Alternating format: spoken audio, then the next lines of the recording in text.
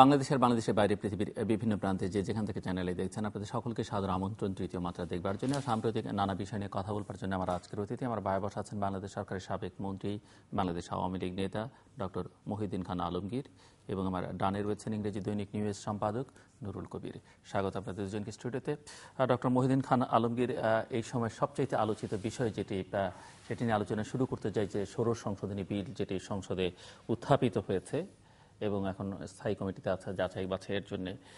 এটিকে প্রায় সবাই, বিশেষ করে বিচার বিভাগের সঙ্গে সংশ্লিষ্ট যারা, তারা সবাই বলছেন যে বিচার বিভাগের স্বাধীনতা খর্ব করবার জন্য এটি পদক্ষেপ হিসেবে আপনারা নিয়েছেন।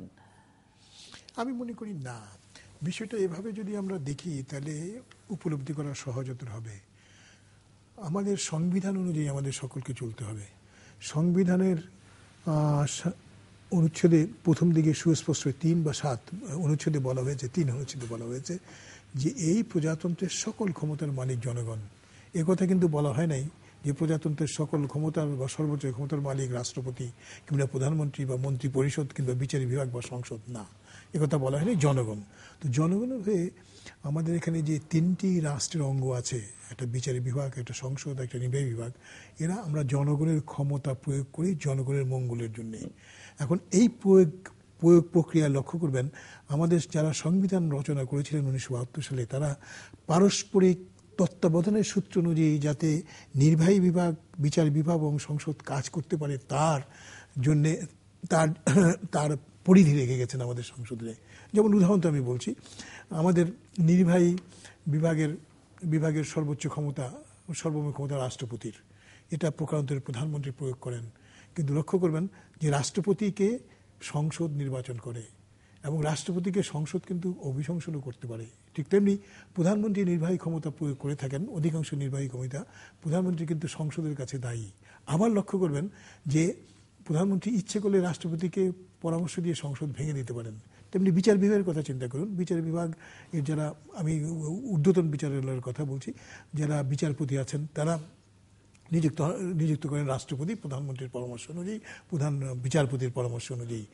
এবং যখন তারা নিযুক্ত হয়ে যান তখন লক্ষ্য করবেন যে তারা প্রধানমন্ত্রীর কোন কাজটি, রাষ্ট্রপতির কোন কাজটি সংবিধানসম্মত হয়েছে, আইনসম্মত হয়েছে না হয়েছে, সে সম্পর্কে চূড়ান্ত সিদ্ধান্ত দেওয়ার মালিক। একে অন্যের কাছে কিন্তু দায়বদ্ধ, একে অন্যের কাছে পারস্পরিক যে তত্ত্বাবধানের সূত্র আছে, এই সূত্র অনুযায়ী একে অন্যের কাছে দায়বদ্ধ। এই দায়বদ্ধতা আমরা বোধহয় আমরা কোনো গণতান্ত্রিক সমাজে অস্বীকার করা যায় না। আর দ্বিতীয় যে কথাটা মনে রাখতে হবে সেটা হলো আমি মনে করি জনগণের কাছে দায়বদ্ধ থেকে জনগণের ক্ষমতা প্রয়োগ করার এখতিয়ার নিয়ে যারা বিচারপতি হিসেবে কাজ করবেন তারা কিন্তু অধিকতর মর্যাদা পাবেন। তারা তখন বলতে পারবেন যে আমি যে সিদ্ধান্ত দিলাম এই সিদ্ধান্ত জনগণের সিদ্ধান্ত, জনগণের কল্যাণে, ব্যক্তিগতভাবে আমার সিদ্ধান্ত নয়। ঠিক তেমনি এও লক্ষ্য করবেন যে খসড়া সংশোধনীতে উত্থাপিত হয়েছে, সেই খসড়া সংশোধনীতে সুস্পষ্ট বলা হয়েছে যে 2/3 সংসদদের ভোটের ভিত্তিতে এই সিদ্ধান্ত হবে। রাষ্ট্রপতিকে যখন আমরা অভিশংসন করি তখন 2/3 লাগে না, সাধারণ সংখ্যাগরিষ্ঠের ভিত্তিতে অভিশংসন হয়। প্রধানমন্ত্রীর ভিত্তিতে যখন অনাস্থা প্রস্তাব হয়, যদি হয়, তাহলে কিন্তু ওই 2/3 লাগে না, সাধারণ সংখ্যাগরিষ্ঠের ভিত্তিতে হয়। কিন্তু এখানে পদ্ধতিটা আরেকটু, আমি কি বলবো, একটু কঠিন করা হয়েছে, আর একটু গ্রহণীয় করা হয়েছে জনগণের কাছ থেকে। এবং সবচেয়ে বড় কথা, আমি মনে করি এর মাধ্যমে জনগণের তরফ থেকে জনগণের ক্ষমতার প্রতিবিম্ব হিসাবে ক্ষমতা প্রয়োগ করার মাধ্যমে সেই বিচারপতি। আপনি বলছিলেন যে সংসদ সদস্যরা এটি 72-এর সংবিধান যখন প্রণীত হয় তখন এর মধ্যে ছিল, 72 সংবিধানে ছিল এবং সেটি সংসদ সদস্যরাই করেছেন। কিন্তু ওই একই সংসদ সদস্যরাই কিন্তু 1975 সালের জানুয়ারিতে এই বিধানটি তুলে নিয়েছিলেন, মানে সংসদের কাছে রাখেননি। চতুর্থ সংসদের নির্বাচন তখন আপনার যখন করা হয়েছিল তখন ওই তথাকথিত সুপ্রিম জুডিশিয়াল কাউন্সিল করা হয়েছিল। তো এই কাজটি যারা করেছেন, সুপ্রিম জুডিশিয়াল কাউন্সিল তো করা হচ্ছে পঞ্চম সংশোধনের মধ্য দিয়ে যখন এটা করা হয়েছিল। আমি যেটা বলতে চাচ্ছি সেটা হলো, হ্যাঁ করতে পারেন। তিনি তো তাদের মানে পঞ্চম সংশোধনের মধ্যে একটু আরেকটু গণতান্ত্রিক করা হয়েছে। হ্যাঁ, তো করতে পারেন, কিন্তু আমরা যেটা বলতে চাচ্ছি সেটা হলো যে এই ধরনের যে বিধান, এটা কিন্তু ধর্মীয় গ্রন্থের বিধান নয়। আমাদের জনপ্রতিনিধিরা আছেন যেটা সময় বুঝে যখন যেটা প্রয়োজন সেটা তারা করবেন। আমরা এটা বলে যদি বলে দিই যে এটা করা যাবে না, তাহলে তো আমার মনে হয় জনপ্রতিনিধির যে আছে, এখন এটির প্রয়োজন আপনারা কেন বোধ করলেন? পঞ্চদশ সংশোধনী এত আলোচনা করে যখন করলেন আপনারা সংবিধান সংশোধন, না, এখন প্রয়োজন হচ্ছে যে এটা আমরা মনে করি 1972 সালের সেই সূত্র অনুযায়ী একসময় না একসময় আমাদের ফিরে যেতে হবে। আর যে কথা আমি বললাম যে পারস্পরিক তত্ত্বাবধানের সূত্র অনুযায়ী আমাদের যে সংবিধান গ্রন্থিত হয়েছে, সংবিধান প্রয়োগ করা হয়েছে, তা যদি আমাদের সকলের মঙ্গলের জন্য এবং পূর্ণ পরিধি সম্বলিত করে প্রয়োগ করতে হয়, তাহলে এটা তো করতেই হবে, কাউকে না কাউকে করতে হবে। আপনি কি বিশ্বাস করেন যে 72-এর সেই জায়গায় আপনারা কোনো একদিন ফেরত যেতে পারবেন? আমি আশা করি এবং ওইটা আমি আগেও বলেছি যে 1972 সালের 4 নভেম্বর যে সংবিধান গ্রহণ করা হয়েছিল গণপরিষদ কর্তৃক, সেই সংবিধানে আমাদের ফিরে যেতে হবে। এবং এটা যে ফিরে যেতে হবে তার প্রাথমিক একটি ভিত্তি ইতিমধ্যেই আমাদের সুপ্রিম কোর্টের তরফ থেকে, আপিলেট বিভাগের তরফ থেকে বলা হয়েছে যে সংবিধানের যে মৌল যে বৈশিষ্ট্য আছে তা পরিবর্তন করা যাবে না। মৌল বৈশিষ্ট্য হলো এটা গণতন্ত্র, এটা জনগণের প্রতিনিধিত্ব করে। আর সবচেয়ে বড় কথা, যে জিনিসটা সোচ্চারিত নয় এখনো, আমাদের উপলব্ধি করতে হবে, সেটা হলো গণতন্ত্রের সূত্র অনুযায়ী রাষ্ট্রের যে 3টি বিভাগ আছে, এই 3টি বিভাগ পারস্পরিক তত্ত্বাবধানের সূত্র অনুযায়ী তাদের উপর অর্পিত দায়িত্ব জনকল্যাণে প্রয়োগ করে। কবির, ধন্যবাদ। সাধারণভাবে তত্ত্ব হিসেবে, গণতন্ত্রের তত্ত্ব হিসেবে আলমগীর ভাই যেগুলি বললেন এগুলো কিতাবে লেখা আছে, এটা যারাই সে সম্পর্কে অবগত এগুলো অস্বীকার করার কিছু নাই। প্রশ্ন হচ্ছে যে আমি শুরু করতে চাই ওইখান থেকে যে আপনারা এখন এটা মনে করলেন কেন। ওই তত্ত্বটাকে একমত হয়ে জাতীয়, পৃথিবীর বহু জায়গায় আছে, জাতীয় সংসদ যখন সত্যিকার অর্থে একটা নির্বাচিত সংসদ হয়, জনপ্রতিনিধিত্বমূলক হয় এবং তাদের কাছে জবাবদিহির ব্যবস্থাটা বহু দেশে আছে এবং এখানেও থাকতেই পারে। এটার মধ্যে আমি মনে করি না গণতন্ত্রায়নের তত্ত্ব হিসেবে এটার মধ্যে কোনো, এটা কিন্তু আমরা ভিন্নতর ইস্যুতে চলে যাচ্ছি। জাতীয় সংসদের নির্বাচন সেটা কিন্তু ভিন্নতর ইস্যু, আমি আসছি সেটা আলোচনা করছি না আমরা। যদি আলোচনা করতে হয় আমরা নিশ্চয় করব, ভিন্নতর ইস্যু অত্যন্ত সম্পর্কিত, সে কারণে বলছি। কারণ একটা প্রশ্ন উনি করেছিলেন এখন কেন করলেন, সেটা হচ্ছে যে সাধারণভাবে তাহলে তার একটা জবাবদিহিতা জনপ্রতিনিধিদের কাছে থাকতেই পারে, কিন্তু সব কাজ যখন মানুষ সবসময় করে না, যেমন উনি ঠিকই বলেছেন, যখন যেভাবে প্রয়োজন পড়ে করে, এর বাক্যটা ওনার। এখন প্রয়োজন পড়েছে কেন, সেটা নিয়ে মানুষ এবং আমরা সবাই দুশ্চিন্তাগ্রস্ত। রাষ্ট্রের 3টা ব্রাঞ্চ পরস্পরের মধ্যে একটা সমন্বয়মূলক এবং তত্ত্বাবধানমূলক সম্পর্কের মধ্যে গণতান্ত্রিক জবাবদিহিতার মধ্যে থাকবে, এটাই গণতন্ত্রের মূল কথা, ভারসাম্যমূলক। কিন্তু প্রশ্ন হচ্ছে যে প্রথম তো জাতীয় সংসদকে প্রতিনিধিত্বমূলক হতে হবে, কারণ গণতন্ত্রের 1 নম্বর কথা হচ্ছে ওই সরকারের, আপনার গণতান্ত্রিক সরকার, যে সরকার জনগণের সম্মতির মাধ্যমে প্রতিষ্ঠিত হয়। তো এই যে জনগণের সম্মতি আদায়ের সারা পৃথিবীতে সার্বজনীন কতগুলো স্বীকৃত কতগুলো ব্যবস্থা আছে, তার মধ্যে নির্বাচন হচ্ছে প্রথম। তখন যেই সংসদের 154 জনের প্রায় 153 কিংবা 54 জন কোনো একটা ভোট পড়ার আগে নির্বাচিত হয়েছেন, বাকিগুলো যেখানে কোনো প্রতিদ্বন্দ্বিতামূলক ছিল না এবং সর্বোচ্চ পরিসংখ্যান হচ্ছে 15%, কেউ 10 থেকে 15%-এর মতো লোক গেছে ভোট দিতে, এরকম একটা জায়গায় যে সংসদ প্রতিষ্ঠিত হয়েছে, সেই সংসদ সদস্যদের প্রথম দরকার ছিল বাংলাদেশে, আমি মনে করি যে তাদের একটা যে জনপ্রতিনিধি হিসেবে তাদের ন্যায্যতা প্রতিষ্ঠা করবার চেষ্টা করা নতুন নির্বাচনের মাধ্যমে। তো সেইটা না করে যখন সংবাদপত্রের স্বাধীনতাকে হস্তক্ষেপ করতে চায় কিংবা নিয়ন্ত্রণ করতে চায় কিংবা বিচার ব্যবস্থার কে নিয়ন্ত্রণ করতে চায়, তখন কিন্তু এই প্রশ্নগুলি উঠে আসে। আর এটা আরো বিপজ্জনক এমন একটা সময়, আমার ধারণা বাংলাদেশের গত 43 বছরের সবচেয়ে খারাপ কাল এখানে এই জন্য যে চলছে, আমরা যে সরকার যেটাই থাকুক না কেন, একটা গণতান্ত্রিক সমাজে বা যে সমাজের একটা অ্যাসপিরেশন আছে গণতান্ত্রিক রূপান্তর নিষ্পন্ন করবার জন্য, সেখানে পলিটিক্যাল অপোজিশন থাকাটা গুরুত্বপূর্ণ। বাস্তবে বাংলাদেশে কোনো পলিটিক্যাল অপোজিশন নাই, কারণ যে অপোজিশনটা এমনকি আওয়ামী লীগের সঙ্গে ক্ষমতার প্রতিদ্বন্দ্বিতা করে দীর্ঘদিন এইখানে রাজনীতি করেছে, তারাও দেখি যে সমস্ত নাগরিক সমস্যার কথা বলুন কিংবা রাজনীতিতে স্বৈরতান্ত্রিকতার কথা বলুন, রাষ্ট্রীয় নিপীড়নের কথা বলুন, সেগুলোর বিরুদ্ধে লড়াই করবার জন্য, রাজনৈতিক সংগ্রাম করবার জন্য অনুমতি চায় এমন এমন সব প্রতিষ্ঠানের কাছে, যে প্রতিষ্ঠানগুলোকে আসলে সরকার নিপীড়নমূলক কোয়ার্সিভ অ্যাপারেটাস হিসেবে ব্যবহার করে। পুলিশের, আমরা ছোটবেলায় এখানে সবাই বোধ হয় আমাদের অতীত ইতিহাসের মধ্যে, অন্তত ছাত্র দশায় তো বটেই, আমরা নানান ধরনের স্বৈরতান্ত্রিকতার বিরুদ্ধে সংগ্রাম করতে করতে আমরা বড় হয়েছি। তো আমাদের প্রথম কাজ ছিল যে পুলিশ রাষ্ট্র বা কিংবা সরকার যেহেতু পুলিশের মাধ্যমে, পুলিশের প্রথম ফেজটা হচ্ছে পুলিশ, তাদের বিরুদ্ধে লড়াই করা। তো এই বিএনপি কিংবা অপরাপর দলগুলি দেখি যে তাদের অনুমতি সাপেক্ষে যখন সংগ্রাম করে বা করবার চায়, চেষ্টা করে এবং পারে না, তখন যখন একটা প্রায় অনির্বাচিত সরকার এই যে সমস্ত কিছু নিয়ন্ত্রণ করার পর জুডিশিয়ারি কিংবা মিডিয়াকে তার অধিকারকে সংকুচিত করবার চেষ্টা করে, তখন একটা ভয়ঙ্কর একটা ভবিষ্যতের কথা চিন্তা করা ছাড়া কোনো পথ থাকে না। এটার সঙ্গে আজকে আওয়ামী লীগের কি হবে বা কি হচ্ছে বা বিএনপির কি হচ্ছে, সেটা চেয়ে অনেক বড় গুরুত্বপূর্ণ প্রশ্ন হচ্ছে এইটা যদি এইভাবে চলতে থাকে, অর্থাৎ পিপল সবচেয়ে ডিসএম্পাওয়ার্ড হয়ে আছে, তার প্রতিনিধিত্বটা পরিষ্কার না, সেই কোনো ব্যবস্থাটাই নাই, ভোটের ব্যবস্থাটা আবার অবিশ্বাসযোগ্য হয়ে দাঁড়িয়েছে, যেটা আপনার 90-এর আগে মিলিটারি শাসনের আমলগুলিতে হয়েছিল। এই অবস্থাটা হচ্ছে অত্যন্ত বিপজ্জনক। আপনি কি ষোড়শ সংশোধনী বিল নিয়ে এই যে আপনি মানে জনপ্রতিনিধিত্বটা যথাযথ হয়নি, এই কারণেই আপনার আপত্তি, না আর কোনো আপত্তির কারণ আছে? আমার খুব আমি মনে করি যে জাতীয় সংসদ যদি জনপ্রতিনিধিত্বমূলক হয় এবং সেই সংসদ সদস্যদেরও যদি জবাবদিহির ব্যবস্থা থাকে, সেই ক্ষেত্রে জাতীয় সংসদই রাষ্ট্রের অপরাপর যে দুই ব্রাঞ্চ আছে, হ্যাঁ, তাদের জবাবদিহিতা সংসদের কাছে থাকা উচিত বলে আমি মনে করি। আর এখানে ব্যাপারটা খুব গুরুত্বপূর্ণ, জাতীয় সংসদের জবাবদিহিতার কি ব্যবস্থা আছে। একটা হচ্ছে সেটা জনপ্রতিনিধিত্বমূলক হলো কিনা, দ্বিতীয়ত যদি সেটা হয়ও, তারপর পৃথিবীর বহু দেশে এই ব্যবস্থা ছিল, এখনো কোথাও কোথাও আছে।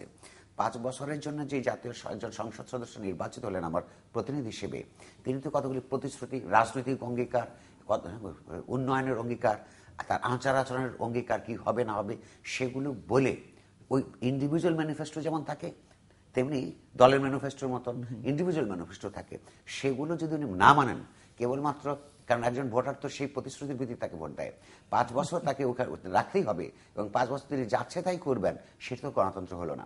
ফলে দেশের মানুষকে একসময় এটাও ভাবতে হবে, এখন নানান জায়গা আছে, কলব্যাক সিস্টেম আছে, একটা নির্দিষ্ট ভোটারের সংখ্যক ভোটার যদি মনে করেন যে আমাদের প্রতিনিধি যথার্থভাবে আমাদেরকে প্রতিনিধিত্ব করছেন না, তাদেরকেও এক জবাবদিহির ব্যবস্থা থাকতে হয়।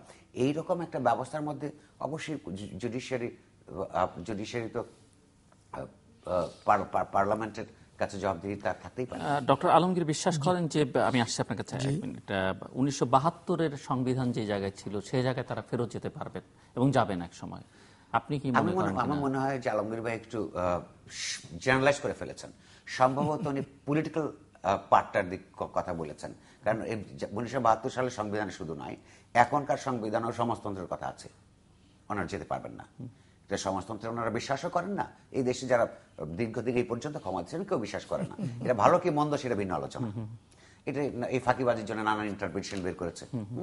তো এটা তা পারবেন না, কারণ তারা হচ্ছে একটা নিয়ন্ত্রণহীন এক ধরনের বাজার অর্থনীতির মধ্যে দিয়ে যারা চলছেন, অর্থাৎ এই বাজার অর্থনীতি যারা প্রবর্তন করেছিলেন তারাও এতটা নিয়ন্ত্রণহীন নয়, রাষ্ট্রের ইন্টারভেনশন থাকে সময় সময়। 1, 2 নম্বর হচ্ছে 43 বছর বয়স হয়েছে এই রাষ্ট্রের, একটা রক্তক্ষয়ী অধিকাংশ মানুষের, গরিব মানুষের প্রধানত রক্তক্ষয়ী যুদ্ধের ভেতর দিয়ে প্রতিষ্ঠিত রাষ্ট্রের যে সংবিধানের মধ্যে কতগুলো অবলিগেশনের কথা এখনো লেখা আছে। যেমন ধরেন, রাষ্ট্রের কর্তব্য হচ্ছে 5টা ফান্ডামেন্টালস, আপনার অন্ন, বস্ত্র, স্বাস্থ্য, চিকিৎসা, বাসস্থান নিশ্চয়তা দিবে। এটা তো রাষ্ট্রের 72 সাল থেকেই এই রাষ্ট্রের এটা প্রতিশ্রুতি। হ্যাঁ, তো যেহেতু রাষ্ট্র আর এই রাষ্ট্রের সেই পরিমাণ সম্পদ নেই, কিন্তু সেই সম্পদ তৈরি করবার ক্ষেত্রে এবং তৈরি করার সম্পদ ডিস্ট্রিবিউশন করার ক্ষেত্রে জনগণের মধ্যে যে রাজনৈতিক কমিটমেন্ট থাকা দরকার, সেই কমিটমেন্টগুলির পার্টি বাংলাদেশে কখনো ক্ষমতায় যায় নাই। এমনকি সমাজের মধ্যেও তাদের তেমন কোনো আপনার বিকাশের কোনো খুব বড় সম্ভাবনা আমরা দেখছি না। ধর্মনিরপেক্ষতা এবং রাষ্ট্রধর্ম ইসলাম, এর যে কন্ট্রাডিকশন, সেটাই ধরুন বাংলাদেশের স্বাধীনতা যুদ্ধের চেতনার মধ্যে ধর্মনিরপেক্ষতা একটা অন্যতম প্রধান ব্যাপার ছিল, এবং সেইটা ছিল ওই নানান ঐতিহাসিকতার পরিপ্রেক্ষিতেই। এই দেশের মানুষ যখন পাকিস্তানের বিরুদ্ধে সংগ্রাম করে, তার শোষণ নিপীড়নের বিরুদ্ধে, তখন এটাকে ধর্ম দিয়ে পাকিস্তান এবং ইসলামকে একাকার করে তাকে আপনার সেটাকে শাস্তা করবার চেষ্টা করা হতো। ফলে মানুষ এখানকার মানুষের ঐতিহাসিক অভিজ্ঞতার মধ্য দিয়ে চিন্তা করেছিল যে রাষ্ট্র থেকে ধর্মকে আলাদা করা উচিত। সেটা করেছিল স্বাধীনতা যুদ্ধের ভেতর দিয়ে উত্থিত রাষ্ট্র। তো সে 72 সাল সংবিধানে সেটা স্বীকৃতি মিলেছিল, এটা জনগণের আকাঙ্ক্ষার স্বীকৃতি। সেখানে যাবার জন্য যে রাজনৈতিক কমিটমেন্ট, যে দার্শনিক কমিটমেন্ট, যে ব্যাপারগুলো থাকা দরকার বাংলাদেশ আওয়ামী লীগের, বাংলাদেশ জাতীয়তাবাদী দল বা তাদের যে চারপাশে যারা মিত্ররিত, এদের কারণই নেই। এটা বোধহয় নিয়ে খুব বেশি আলাপ করবার আছে বলে আমি জানি না। শুনবো আলমগীর ভাই। ডক্টর মতিন খান জি, দেখুন জনাব নুরুল কবিরের সাথে দর্শনগতভাবে আমার খুব একটা পার্থক্য নাই, কিন্তু প্রয়োগিক দৃষ্টিকোণ থেকে কতিপয় তথ্যের প্রতি আমি তার এবং তার মাধ্যমে আপনার মাধ্যমে আমাদের অগণিত দর্শকদের দৃষ্টি আকর্ষণ করতে চাই। আমাদের গণতন্ত্রের প্রথম সূত্র যেটা মনে রাখতে হবে সেটা হলো এই কোনো গণতন্ত্রে জাতীয় পর্যায়ে নির্বাচিত গণপ্রতিনিধির উপরে নিযুক্তিও কোনো কর্তৃপক্ষের স্থান হতে পারে না। এটা কোনো গণতন্ত্রে নাই। আপনার সুপ্রিম কোর্টের যিনি বিচারপতি কিংবা ধরেন নির্বাচন কমিশনের যিনি প্রধান বিচারক, এরা সব কিন্তু আপনার নিযুক্তিও কর্তৃপক্ষ। তো নিযুক্তিও কর্তৃপক্ষ জাতীয় পর্যায়ে যারা নির্বাচিত তাদের উপরে স্থান পেতে পারে না। আমি জবাবদিহির কথা বলেছি, জবাবদিহি পারস্পরিক তত্ত্বাবধানে হবে। জাতীয় সংসদের সদস্য যারা আছেন, জাতীয় সংসদ তাদেরও জবাবদিহিত্ব আছে, তাদের জনসাধারণের কাছে আছে, তাদের জবাবদিহিত্ব রাষ্ট্রপতির কাছে আছে, তাদের জবাবদিহিত্ব বিচার বিভাগের কাছে আছে। কোন আইনটি তারা আইন করতে পারেন, কোন আইনটি সংবিধান সম্মত হলো না হলো বা সঠিক হলো না হলো, সে কিন্তু চূড়ান্ত সিদ্ধান্ত দেওয়ার মালিক কিন্তু সুপ্রিম কোর্ট দিয়ে নয়, আপনার সংসদ নয়। কাজে এটা এখানে বিদ্যমান। দ্বিতীয় যে কথাটি আমার মনে হয় আমাদের সকলের মনে রাখা প্রয়োজন, যে আমরা অনেক সময় বলি যে হ্যাঁ এখন এই হচ্ছে, অনুমতি নিতে হচ্ছে আপনার সভা সমিতি করার জন্য। সভা সমিতি করার জন্য অনুমতি নিতে হবে, তার কারণ আমাদের সংবিধানের বলা হয়েছে যে যুক্তিসঙ্গত বিধিনিষেধের সাপেক্ষে সকল নাগরিকের সমাবেশের অধিকার, বাক স্বাধীনতার অধিকার এবং সংগঠনের অধিকার আছে। এই যে যুক্তিসঙ্গত বাধা নিষেধ, এটা কিন্তু সকল সভ্য দেশে, সকল গণতান্ত্রিক দেশে আছে। আপনি ইচ্ছে করলে লন্ডনে কিংবা ওয়াশিংটনে কিংবা নিউ ইয়র্কে আপনি যেখানে সেখানে আপনার সভা করতে পারেন না।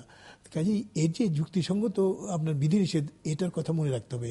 আর দ্বিতীয় যে কথাটা মনে রাখা দরকার, এটা বিএনপির আপনার পটভূমিকায় জনাব নুরুল কবির বলেছিলেন যে অনুমতি নিতে হয়, পুলিশের অনুমতি নিতে হয়।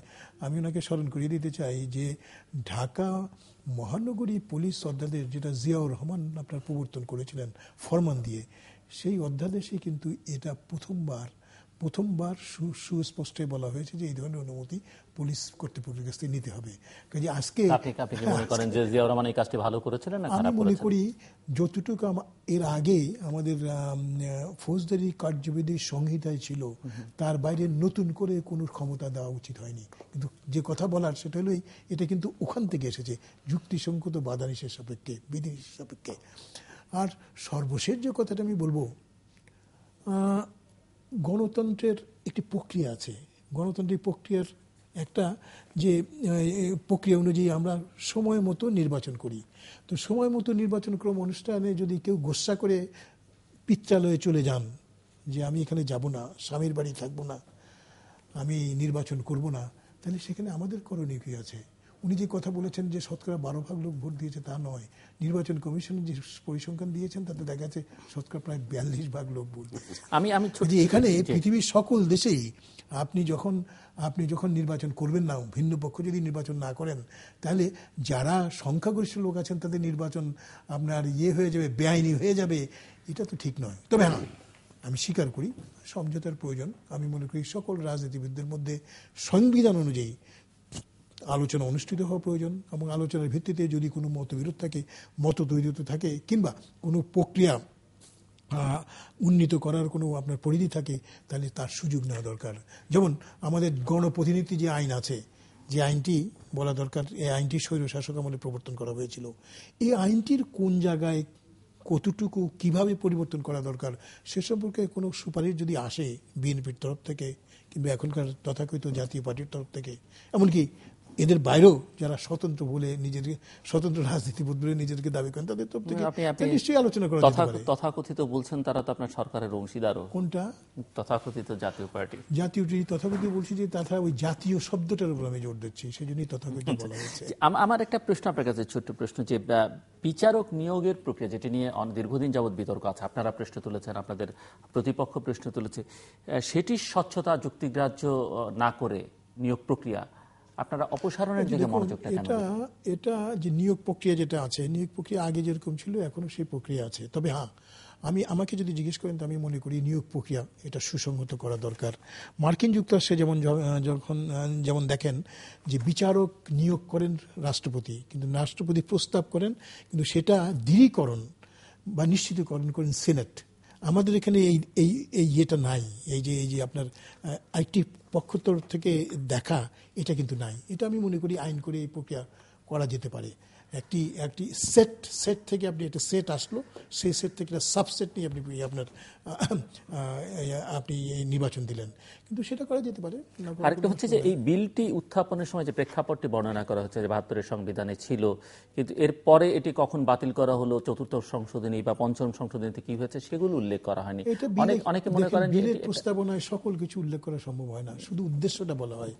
বিলের আইন অনুযায়ী যে কোনো আইনের খসড়া আইনের কি জন্য করা হয়েছে সেটা উল্লেখ করা হয়, সকল কিছু তো করা হয় না। আলোচনায় হ্যাঁ প্রেক্ষিত আলোচনা হবে। এখন যেমন ধরেন এটা সংসদীয় আপনার কমিটির কাছে গেছে, সংসদীয় কমিটি সকল দিক বিবেচনা করে এই সম্পর্কে তাদের মতামত দেবেন, তারপর এটা সংসদে আসবে। সংসদে আসলে সংসদের তরফ থেকে আলোচনার ভিত্তিতে এখানে সিদ্ধান্ত। এবং আপনারা দুজনে যেহেতু মনে করেন এটি সংসদের কাছে থাকা উচিত, নুরুল কবির অবশ্য মনে করেন যে এই সংসদের থাকা উচিত না, এই সংসদের কাছে মানে এখন যে সংসদ আছে সেই সংসদের থাকা উচিত না। কিন্তু আমি যে প্রশ্নটা করতে চাই যে যেই সংসদে, আমি এই সংসদ বলি আগের সংসদ বা তার আগের সংসদে যারা সংসদ সদস্য, শ্রদ্ধা রেখেই বলছি যে তাদের অনেকেই কোনো না কোনো মামলার আসামি, অনেকেই বাদী, এদের একটা বড় অংশ না হলেও মোটামুটি উল্লেখযোগ্য একটা অংশ আইনজীবী হিসেবে কাজ করেন, অর্থাৎ বাদী হিসেবে, বিবাদী হিসেবে কিংবা আইনজীবী হিসেবে তারা আদালতে গিয়ে দাঁড়াবেন।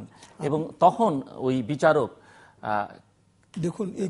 তাকে কিভাবে নেবেন যার কাছে তার অপসারণের ক্ষমতা আছে? ধরুন অপসারণের ক্ষমতা এটা দেখতে হবে, জনসাধারণের কাছে এটা বুঝতে হবে, যেতে হবে। এটা চট করে কেউ আপনার স্বৈরতান্ত্রিক ভাবে এটা করতে পারে না, ফরমান দিয়ে করতে পারে না। আমি দুটো উদাহরণ দিচ্ছি। আমার মনে হয় এই উদাহরণ যদি আমরা মনে রাখি তাহলে এটা বোঝা সহজ হবে।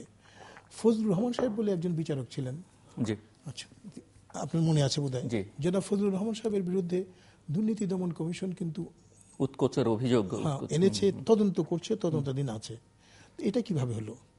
ঠিক তেমনি লক্ষ্য করবেন, যদি আজকে বিচারপতির বাড়িতে কোনো চুরি হয় তাহলে আইন বলে বিচারপতি থানায় এজাহার দেবেন, জানাবেন। যেহেতু তিনি বিচার করছেন পরবর্তীকালে বা চূড়ান্ত পর্যায়ে করবেন, সেহেতু এখান থেকে এই যে প্রক্রিয়ার যে বাধ্যবাধকতা আছে এটা কিন্তু তিনি অব্যাহত পাবেন না। যে আইন মেনে যদি আমরা সবাই চলি তাহলে যে প্রশ্নগুলো আপনি উত্থাপন করেছেন এই প্রশ্নগুলো উত্থাপিত হবে না, হওয়ার কোনো কারণ নেই। আমি আমাদের নিকটস্থ আমাদের পার্শ্ববর্তী দেশের কথা বলি, পার্শ্ববর্তী দেশেও বিচারকদের ভূমিকা নিয়ে আলোচনা হয়েছে, দু এক ক্ষেত্রে আপনার ওই অভিশংসন সমূহ পদক্ষেপও নেওয়া হয়েছে। কিন্তু এই কথাও মনে রাখা দরকার যে এতদিনের অভিজ্ঞতায় তাদের ওখানে এই ধরনের কোনো ঘটনা ঘটেনি। আমাদের এখানেও যদি আপনারা দেখেন এই ধরনের ঘটনা ঘটবে না। এটি দেশের যে জনপ্রতিনিধি আছে তাদের অনুকূলে তো বিশ্বাস থাকতে হবে। বিশেষ যারা কেউ উকিল আছেন বলে যে উকিলের মতো যে ওখানে আচরণ করবেন, কিংবা কেউ আপনার ব্যবসায়ী আছেন বলে ব্যবসায়ীর মতো আচরণ করবেন, এই ধরনের কোনো ঘটনা তো ঘটেনি। যেমন উদাহরণ ধরেন, আমি বলতে দিচ্ছি, বাজেট সংসদ আপনার অনুমোদন করেন, বাজেটের অনুমোদন ছাড়া কোনো কর আরোপ করা যায় না, কোনো ব্যয় করা যায় না, এটা সংবিধানের কথা। এখন বাজেটে যারা কর আরোপণ করেন, কর অধিকাংশ ক্ষেত্রে যদি আপেক্ষিকভাবে নয়, আমি বলি নৈমিক নামতো হিসাবে আপনারা নেন, তাহলে দেখবেন এটা ব্যবসায়ীদের উপর পড়ে। ব্যবসায়ীরা সংসদে আছেন, কিন্তু এই বলে আমি তো দেখিনি আমার অভিজ্ঞতায় দুই সংসদে কোনো ব্যবসায়ী ব্যক্তিগতভাবে কোনো করের তার ব্যক্তিগত অভিজ্ঞতার আলোকে বিরোধিতা করেননি, এটা আসে না। কারণ আপনি যে কথাটি আজকে সংসদে বলছেন, আমি যে কথাটি বলছি, এই কথাটি কিন্তু উনি সম্পাদকীয় যেটা লিখছেন এটা সেভাবেই সকলের কাছে এটা প্রতিভাত হয়, আমাদেরকে জবাবদিহিত হয়। কাজে সমাজে মূল যে কথা সেটা হলো সর্বপর্যায়ে জবাবদিহিত থাকতে হবে, এবং জবাবদিহিত্ব যদি থাকে তাহলে দায়িত্বশীলতা থাকবে, এবং দায়িত্বশীলতা যদি থাকে, দায়িত্বশীলতার প্রত্যয় যদি আমাদের সবার মনে থাকে, তাহলে আমরা কিন্তু সবাই সংবেদনশীল হব, সংবেদনশীল জনকল্যাণের অনুকূল। মিস্টার নুরুল কবির, আমার দুটো ছোট রেসপন্স আছে। স্বাভাবিকভাবে এগেই আলমগীর ভাই তথ্য হিসেবে তো ভালোই বলেছেন, প্রায়োগিকতার কথা উনি বলছিলেন, আমি ওকে সবার প্রায়োগিকতার প্রসঙ্গে আসি। যেমন বলেছেন যে নির্বাচন কিভাবে হবে, একটা প্রক্রিয়া আছে, সেই প্রক্রিয়া সংবিধান সম্মত হবে, সময় মতো নির্বাচন হবে, তাই তো হওয়ার কথা, এদেশের মানুষ তো তাই আশা করে। প্রশ্ন হচ্ছে যে বাস্তবে আমরা লক্ষ্য করেছি যখনই এক রাজনৈতিক দল বিরোধী দলে থাকার সময় ক্ষমতাসীনদের সততা নিয়ে নির্বাচন পরিচালনা করার প্রশ্নে সততা নিয়ে সন্দেহের উদ্রেক করে নিজেদের মধ্যে, তখন তারা জনমত তৈরি করে থাকে, এবং তখন কিন্তু ঠিক সময় মতো নির্বাচন হওয়াটা চাইতে এই ইতিহাসে আমরা দেখেছি কিভাবে নির্বাচন হবে তার জন্য সংগ্রাম হচ্ছে। যদি সময় মতো নির্বাচন সরকার যেভাবে বলে সেভাবে না আসলে কি করবে অন্যরা, এই প্রশ্ন যখন আলমগীর ভাই করেন, আমার চাইতে অনেক বেশি তারই জানবার কথা, তখন জনতার মঞ্চ তৈরি হয়। কেমন যদি মনে করে যে এই সরকার, তখন বিএনপি সরকার ছিল, তারা কিন্তু এই কথাই বলেছিল যে আমরা সংবিধান সময় মতো নির্বাচন করব। আওয়ামী লীগ তখন মানে নাই। আমি মনে করি আওয়ামী লীগের দিক থেকে সংশয় প্রকাশ করার ন্যায্যতা ছিল। আর আমি তো বরাবরই মনে করি অনির্বাচিত কোনো কর্তৃপক্ষ রাষ্ট্রের দায়িত্বে থাকতে পারে না। আগেও মনে করেছি, তখনও মনে করেছি, এখনো মনে করি। আচ্ছা, কোনো সন্দেহ নেই। কিন্তু প্রশ্নটা হচ্ছে যে তাহলে সমস্যাটা হচ্ছে রাজনৈতিক দলগুলির ভেতরকার গণতান্ত্রিক আদর্শের প্রতি তার, উনি যেটি বলছেন যে 1996 সালে যেটি আপনার জন্য ন্যায্য ছিল 2014 কেন সেটি বিএনপির জন্য হবে না, তাহলে মূলত সমস্যাটা হচ্ছে তো আপনার রাজনৈতিক দলগুলোর প্রকৃত অর্থে গণতান্ত্রিক ধ্যান ধারণার প্রতি অবিশ্বাসের কারণে, পরস্পরের প্রতি অগণতান্ত্রিক আচরণ করবার কারণে, এবং রাজনৈতিক আদর্শের যে কথাগুলি উনি বললেন যে জনকল্যাণের প্রতি রাজনীতির মাধ্যমে সংবেদনশীল আচরণ করার পরিবর্তে ক্ষমতাকে ব্যবহার করে বৈধ কিংবা অবৈধভাবে, জোর করে কিংবা সম্মতির মাধ্যমে বৃত্ত এবং বৈভব গড়ে তোলা এবং তার প্রতিপক্ষকে শায়েস্তা করা, এইটাই যখন রাজনীতির প্রধান অনুষঙ্গ হয়ে দাঁড়ায়, তখনই এরকম একটা সংকটের মধ্যে একটা দেশ পড়ে, সমাজ পড়ে। তো এটা একটা। দ্বিতীয় কথা হচ্ছে, এটা খুব সত্য কথা, আপনার যুক্তিসঙ্গত বিধিনিষেধ সবকিছুর মধ্যে থাকা উচিত। সেটা সাংবাদিকতার স্বাধীনতার কথা বলুন, কিংবা মিছিল মিটিং করার কথা বলুন, রাষ্ট্র পরিচালনার ক্ষেত্রে, সরকার পরিচালনার ক্ষেত্রে বলুন, থাকতেই হবে। প্রশ্নটা হচ্ছে এই যুক্তিসঙ্গত কিনা এটা নির্ধারণ করবে কে? সেইটা ডিফাইন করবার যে অথরিটিগুলি থাকে, সেদের সার্চ কমিটি দিয়েও আপনি খুঁজে বের করেন যদি ব্যক্তিত্বহীন মানুষকে, দুর্বল নৈতিকতা সম্পন্ন মানুষকে, সেটা তো যারা খুঁজে বের করে, সেটা যেই সরকারই করুক, দায় দায়িত্ব তাদের। আমি এই কারণে বলেছি যে এটা খুব সংকটের মধ্য দিয়ে বাংলাদেশ যাচ্ছে। তৃতীয় আরেকটা রেসপন্স হলো আমার, যে জাতীয় সংসদ এই অবস্থায়, সংবিধানের কথা যে আমরা আলাপ করছি, এই বর্তমান সংবিধানের মধ্যে বাই ইমপ্লিকেশন জাতীয় সংসদের ক্ষমতা আসলে তো এক ব্যক্তির কাছে থাকে, সেটা আওয়ামী লীগ আমলেও থাকে, বিএনপি আমলেও থাকে। 70 অনুচ্ছেদ যদি থাকে, তাহলে তিনি যখন একজন আইন প্রণেতা, যখন জনপ্রতিনিধি হিসেবে স্বাধীনভাবে ভোট দিতে পারেন না, কথা হয়তো বলতে পারেন, কিন্তু ওইটা থাকার কারণে আবার আরেকজন সেন্সরশিপ হয়, কথাও স্বাধীনভাবে বলে না, যদিও কথা বলা কিন্তু নিষেধ নেই। তো আর একজন সেই সংসদের প্রধান যিনি, তিনি যদি নির্বাহী বিভাগের প্রধান হন, তিনি যদি লেজিসলেচারের প্রধান হন, এই তিনটা প্রধানের ক্ষমতা নিয়ে অপরাপর ব্রাঞ্চকে প্র্যাকটিক্যালি এটা তো প্রভাবিত করা সম্ভব। আমরা যে সিস্টেমের মধ্যে আছি, ফলে এটা কোনো অবস্থাতেই, কে ক্ষমতা আছে বাদ দিন, কিন্তু কোনো অবস্থাতেই এই সাংবিধানিক ব্যবস্থা, এই যেটা বৈধভাবে বাড়ছে, এটা তো অন্তর্গতভাবে স্বৈরতান্ত্রিক, অন্তর্গতভাবে একনায়কতান্ত্রিক, এটা গণতান্ত্রিক না। সেই সংবিধানে খুব গর্ব করবার কিছু নাই, বরং ওই কথাটা আমার খুব পছন্দ হয়েছে, যে সত্য কথা, যে সংবিধান তো ধর্মগ্রন্থ না। ফলে সংবিধানকে গণতন্ত্র, সমাজের গণতন্ত্র পরায়ণ মানুষদের, চিন্তাশীল মানুষদের এই বিতর্কগুলো সমাজে গভীরভাবে করা দরকার, যে একটা গণতান্ত্রিক রাষ্ট্রের সংবিধান কীরকম হতে হয়, এবং সেইটা সমাজ এবং রাষ্ট্রের গণতান্ত্রিক রূপান্তরের জন্য, যার মধ্য দিয়ে শেষ পর্যন্ত জনগণ ক্ষমতা পরায়ণ হয়ে ওঠেন এবং ক্ষমতাসীনরা জনগণকে ভয় পান, জনগণ যাতে ক্ষমতাসীনদেরকে ভয় পেতে না হয়, এরকম একটা অবস্থায় যাওয়াই আসলে গণতন্ত্রের অগ্রযাত্রার লক্ষণ। সেগুলো আমরা দেখতে পাচ্ছি না। একটা সময় মনে হচ্ছিল যে ষোড়শ সংশোধনীর আগে হয়তো সম্প্রচার নীতিমালা নিয়ে একটি আইনের দিকে সরকার যাবে, তো হঠাৎ করে সেটি একটু কি বিলম্বিত হয়ে গেল নাকি, বা কি মনে হয় আপনার কাছে? এই সরকারের একটা আমার ধারণা খুব প্রচন্ড সুবিধা এবং অসুবিধার দিক আছে, প্রায় সমান সমান। সুবিধার দিক হচ্ছে, আমি আগেই বলেছি, ইফেক্টিভলি এই সরকারের যে অন্যায় আচরণ এবং এক এক সময় এক এক কথা বলার যে নৈতিকতাজনিত যে তার ইনকনসিস্টেন্সি, এগুলোর বিরুদ্ধে সোচ্চারভাবে লড়াই করবার সামাজিক শক্তি নানান ঐতিহাসিক কারণে, হয়তো নিশ্চয়ই কারণ থাকবে, হ্যাঁ, কারণে খুবই দুর্বল, অধিকাংশ সময় একেবারে অনুপস্থিত। এরকম একটা সময়ে পৃথিবীর যে কোনো ক্ষমতাসীনরা নিজেদের অত্যন্ত পাওয়ারফুল মনে করে। আবার একই সময় যখন আপনার দৃশ্যমান শত্রু থাকে না, অথচ সমাজে ক্ষমতার লড়াইয়ের একটা প্রবণতা থাকে, তখন চারপাশে শত্রু মনে হয়। কোনটা বাদ দিয়ে কোনটা করব, এগুলো একটা দিশেহারা অবস্থায় থাকে। এই সরকার এরকম একটা দিশেহারা অবস্থায়ও আছে, আবার নিজেকে মানে একটা ভীষণ ক্ষমতাবান অবস্থায় মনে করে, এরকম আছে। এই সময়টা শুধু দেশের জন্য না, আমার ধারণা তাদের জন্য একটা অনিশ্চয়তার, একটা অস্থিরতার সময়। কিন্তু এই পর্বটা আমি এইভাবে শেষ করতে চাই, এই সরকারগুলো যেটা বুঝতে চায় না, বিরোধী দলে থাকলে বুঝতে পারে, তখন আবার বইপত্র পড়ার সুযোগ থাকে একটু বেশি, সে কারণে হয়তো যে পৃথিবীর যে কোনো যুগে, যে কোনো সময়ে, যে কোনো জায়গায় আপনার people are more powerful than the people in power. জনগণের ক্ষমতাটা শেষ বিচারে সবসময় ক্ষমতাসীনদের চাইতে বেশি। কিন্তু জনগণ কি প্রতি বছরই একটা করে গণঅভ্যুত্থান করে? ইতিহাসেরও কতগুলো তো নিয়ম কানুন আছে। কিন্তু এই ক্ষমতায় থাকলে না, মনে থাকে না। যেমন মনে থাকে না যে সম্মতির ভিত্তিতে যে সরকার চাল না হলে গণতান্ত্রিক হয় না, এটার ইমপ্লিকেশনটা কি, এটা যদি না মানেন, ইমপ্লিকেশনটা হচ্ছে জনগণ ভাবতে শুরু করে যে যেই সরকারের জনগণকে দরকার পড়ে না, জনগণও সেই সরকারকে দরকারি বস্তু মনে করে না, সেটা শুধু সময়ের অপেক্ষায় থাকে। এটাই ইতিহাসের নিয়ম, কেউ মানুন কি বা নাই মানুন। বাংলাদেশে অতীতে এরকম প্রচুর ঘটনা দেখা গেছে।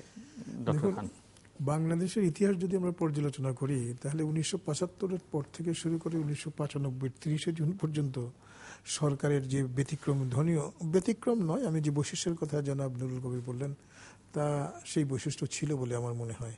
তবে সরকার সবসময় ভালো কাজ করবেন এটা মনে করে যদি আমরা বসে থাকি, তাহলে আমরা সন্তুষ্ট হয়ে গেলাম। নতুন কিছু করার বা ভালো কিছু অধিকতর ভালো কিছু করার সেই প্রবৃত্তি কিংবা মনোভাব আমাদের থাকে না। সেই দৃষ্টিকোণ থেকে বিচার করলে নুরুল কবির সাহেব যে কথা বললেন, সেই কথার সাথে আমি একমত। হ্যাঁ, এখন যা করছি তার চেয়ে অনেক ভালো কিছু করতে হবে। আমি ভালো কিছু করার জন্যে জনাব নুরুল কবির কাকে অনুরোধ করব, আপনি সেই জনগণের প্রতিনিধি হিসাবে স্পার্টাকাসের ভূমিকা অবতীর্ণ হন। আসুন, জনগণের সমর্থন নিয়ে সংসদে আসুন, সকল সেই কথাগুলো বলুন, এবং প্রয়োজনে আপনার যারা সহযোগী হবেন, আপনার যারা সহমর্মী হবেন, তাদের সাথে আইন সংশোধন করুন। সবাইকে জনগণের প্রতিনিধি হতে হবে, না হলে তাদের গুরুত্ব থাকবে না, কথার মূল্য থাকবে না। স্পার্টাকাসের কথা বলছি, আর কথার মূল্য আছে, নিশ্চয়ই আছে। বাইরে আপনি কথাগুলো বলছেন, জনসাধারণ বলছে, সেগুলো যারা সংসদে কাজ করেন তাদেরকে প্রভাবিত নিশ্চয়ই করে, না হলে তো হয় না। তাহলে নিয়ন্ত্রণ করবার উদ্যোগ আপনারা কেন নিচ্ছেন? তাহলে নিয়ন্ত্রণ করবার উদ্যোগটা কেন? নিয়ন্ত্রণের সেই উদ্যোগের কথা তো আমরা বলছি না, ওটা তো উনি আরেকটি ইস্যু নিয়ে আসলেন, সেটার সম্বন্ধে আলোচনা হতে পারে। কিন্তু যে কথাটার উত্তর আমি দিতে চাইবো সেগুলো এই যে দেশের অবস্থা উনি যেভাবে বলেছেন যে খুব নাজুক হয়ে গেছে, আমি তো মনে করি না। দেখুন, আমাদের ষষ্ঠ পঞ্চবার্ষিক পরিকল্পনার মধ্যমেয়াদী মূল্যায়ন বেরিয়েছে দিন 3-4 আগে। সেখানে সুস্পষ্ট বলা হয়েছে যে আগেকার সব সময়ের তুলনায় এখন আমাদের অর্থ ব্যবস্থার বা অর্থনীতির অবস্থা সবচেয়ে ভালো। এখন তো আমাদের আপনার মাথাপিছু আয় এখন মার্কিন যুক্তরাষ্ট্রীয় ডলারে প্রায় প্রায় $1200 কাছে চলে গেছে। এটা আগে কোনোদিন ছিল না। দারিদ্র্যসীমার নিচে বসবাসরত লোকগোষ্ঠীর সংখ্যা 17-16 ভাগে, প্রায় 16 ভাগে নেমে গেছে। আমাদের রপ্তানি আমাদের ইতিহাসের সবচেয়ে বেশি পরিমাণে হচ্ছে।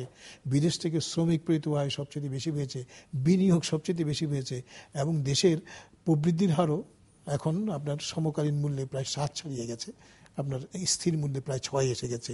এটা তো আগে ছিল না। কাজে আর লক্ষ্য করবেন, আমাদের প্রাথমিক বিদ্যালয়ের কথা যদি আমরা বলি, 4 থেকে 14 বর্গের সকল শিশুর 99.37% এখন প্রাথমিক বিদ্যালয়ে যাচ্ছে।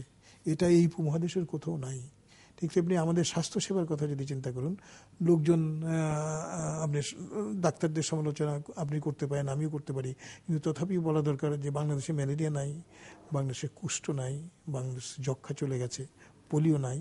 বাংলাদেশের আপনার যে শিশুরা আছে তাদের প্রায় 70% আমরা টিকা দিতে সক্ষম হয়েছি। তো আপনার কতগুলো দুরারোগ্য রোগ ছাড়া বাকি সকল কিছুই আমরা মোটামুটিভাবে নিয়ন্ত্রণে রাখছি, এবং যার ফলশ্রুতিতে আমাদের গড় জীবন প্রত্যাশা বাংলাদেশের মতো জায়গা, বাংলাদেশ সে প্রায় 68 বছর উন্নীত হয়েছে। তো এই ব্রিটিশ আমলে কিন্তু 35 বছর ছিল, আর পাকিস্তান আমলের কথা আমি নাই বললাম। এখন এরপরেও যদি আমরা বলি যে এখন খুব নাজুক অবস্থায় আছে, খুব নাজুক অবস্থায় তো আমরা নাই। আমি সবচেয়ে বেশি আশান্বিত যে আমাদের দারিদ্র সীমার নিচে বসবাসরত লোকগোষ্ঠীর শতকরা 16% কমে গেছে। এটা ভারতেও এত বেশি কমে নাই, থাইল্যান্ডও এত বেশি কমে নাই, আমাদের এখানে যতটুকু কমেছে। হ্যাঁ, কম খাচ্ছি তাদের তুলনায়, কিন্তু তথাপিও আমরা ভাগ করে খাচ্ছি, এটা মনে রাখতে হবে।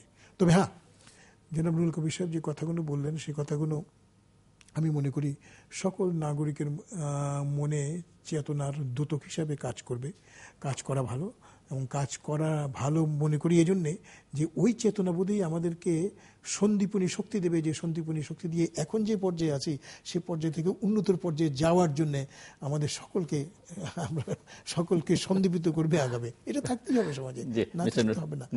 একটা ছোট্ট রেসপন্স, যে আপনি সব বলেছিলেন যে আমাকে জনপ্রতিনিধিত্ব করতে বলেছেন। দেখুন, সমাজের মধ্যে আপনি আমি আপনাকে স্পার্টাকাস হতে বলছি। স্পার্টাকাস অনেক বড় মানুষ ছিলেন, এত বড় বিদ্রোহের নেতা ছিলেন, বিদ্রোহের নেতা, দ্রোহের নেতা, জনগণের নেতা। এমন এক সময় ছিলেন যখন তিনি আপনারা বেরি ভেদ করে, স্বৈরতন্ত্রের বেরি ভেদ করে বেরিয়ে এসেছিলেন। আমাদের জনপ্রতিনিধি হবার কথা এই কারণে বললাম যে আমাদের রাজনীতিবিদ প্রায়শই এরকম কথা বলে থাকেন, এত কথা বড় কথা না বলে আপনি আসেন, ভোট নিয়ে আসেন, সে কারণেই বলেছি। আমি জানি ওটার মধ্যে একটা এই বাক্যটাকে কিছুটা কি বলে, ইংরেজিতে বলে যে গ্রেইন অফ সল্ট ছাড়া না মুশকিল। Understand, grain of salt, why not a mound of salt. তো প্রশ্নটা হচ্ছে যে সমাজে নানান ধরনের শ্রম বিভাজন থাকবে, যে যার মতন করে যার যেটা ভাল লাগে করবে, এটা তো স্বাভাবিক। সেটা আমার মনে হয় ওনার খুব আপত্তিও নাই।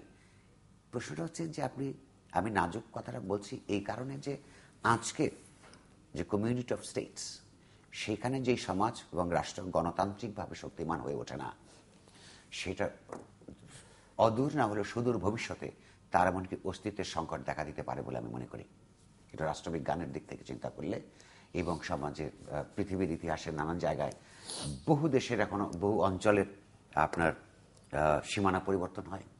বহু স্থিতিশীল দেশ হিসেবে থেকে ছিল 30-40 বছর 50 বছর অস্থিতিশীল হয়ে ওঠে, এবং আপন জনগোষ্ঠীর ভেতরে ধর্মভিত্তিক, জাতিভিত্তিক, ছোট জাতি বড় জাতি ভিত্তিক সংগ্রাম গড়ে ওঠে। এগুলো প্রধানত যে সমাজে সকল শ্রেণীর মানুষের মনের আকাঙ্ক্ষা, চৈতন্যের আকাঙ্ক্ষা, এগুলোকে যখন রাষ্ট্র ব্যবস্থা অ্যাকোমোডেট করতে পারে না, যে তখন যে সমাজের মধ্যে যে গ্রিভান্সেস তৈরি হয়, সেই গ্রিভান্সেস এই ধরনের অস্থিরতার জন্ম দেয়।